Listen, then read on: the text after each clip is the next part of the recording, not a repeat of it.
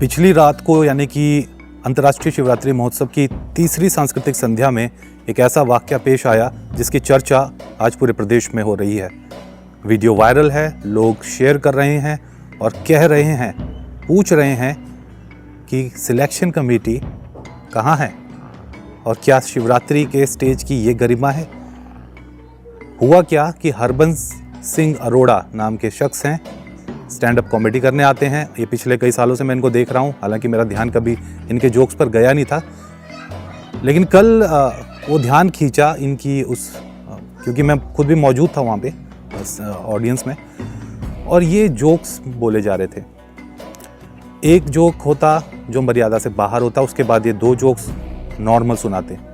जब तक लोग सोचते कि चलो अब नॉर्मल आ गए हैं, तब तक ये फिर एक ऐसा जोक मार देते जो मर्यादा से परे होता, जो जिसको कहते हैं मिसोजिनिक, यानी कि जो महिला की अस्मिता को ठेस पहुंचाता हो वैसा होता, या जीजा साली के रिश्ते को तार तार करे उस प्रकार का होता। तो इस प्रकार के जोक्स इन्होंने शिवरात्रि की, अंतर्राष्ट्रीय शिवरात्रि की स्टेज के ऊपर बोले, और आज वो वीडियो वायरल है। लोग कमेंट कर रहे हैं, पूछ रहे हैं कि शिवरात्रि में, वो भी अंतर्राष्ट्रीय शिवरात्रि महोत्सव में, उसका क्या ये स्टैंडर्ड है। और ये पूछ रहे हैं कि सिलेक्शन कमिटीज़, आखिर सिलेक्शन कमिटीज़ जो हैं उनका क्या काम है, उनके सिलेक्शन का क्या क्राइटेरिया है, क्या इनके जोक्स को सुना नहीं गया था। अब एक ख़ास बात मैं आपको और बताता हूँ इनके बारे में। हरबंस सिंह अरोड़ा जी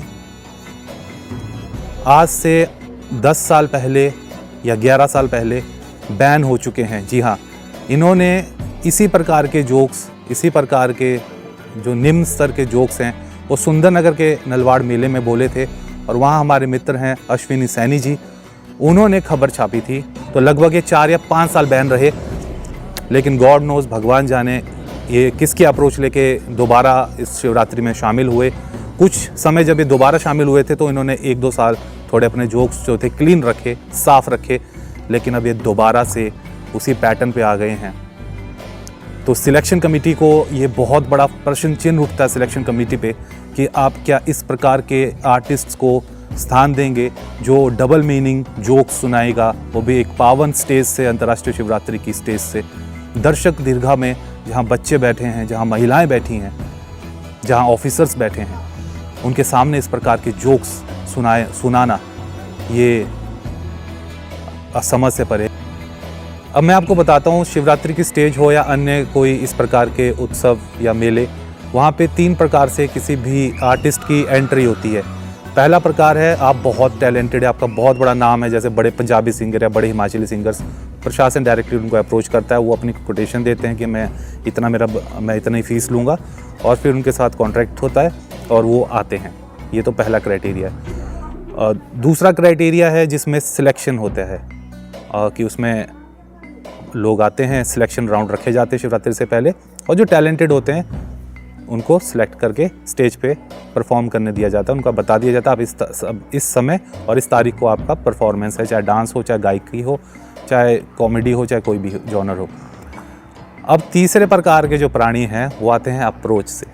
जी हाँ, ये बहुत घातक किस्म के प्राणी होते हैं, घातक किस्म के आर्टिस्ट। ये सीधा किसी मंत्री साहब की या किसी MLA साहब की अप्रोच लेंगे और ये सीधा पैराशूट की तरह किसी भी स्टेज के ऊपर चढ़ जाएंगे, और ऐसे कुछ लोगों की वजह से कई बार सही टैलेंट जो होता है वो दब जाता है।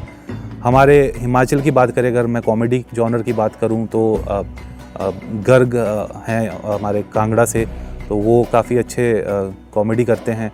और आप यहाँ देखेंगे तो ठाकर साहब, हमारे आयुष ठाकुर, वो कितनी उनकी वीडियो वायरल होती हैं, वो हैं।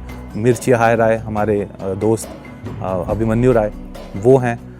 तो ये तो कुछ नाम है जो मुझे याद आ रहे हैं। ऐसे बहुत टैलेंटेड स्टैंड अप कॉमेडियंस हैं जो आपको पूरे हिमाचल में मिलेंगे, और आपको ये मिला, मतलब सिलेक्शन कमेटी के ऊपर में फिर से वही है, क्वेश्चन मार्क है ये कि किस प्रकार के टैलेंट्स को आप आगे भेज रहे हैं।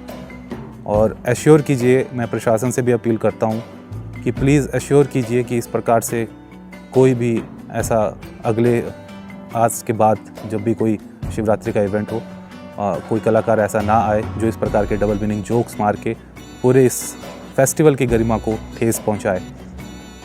साथ ही साथ मैं रिक्वेस्ट करूँगा उनसे भी, जो लोग अप्रोच लेके आते हैं कि भाई देखो ऐसा है। अब मुझे ये नहीं पता सरदार जी जो हैं, अरोड़ा जी जो हैं, ये अप्रोच लेके आए थे या इनका सिलेक्शन कमेटी के थ्रू सिलेक्शन हुआ था, आई डोंट नो। बट ये क्योंकि काफ़ी सालों से परफॉर्म कर रहे हैं तो मे बी कुछ ऐसे इन्होंने वो रखे होते हैं कि हाँ ये आर्टिस्ट है, इनको फिलर्स के रूप में हम इस्तेमाल करेंगे।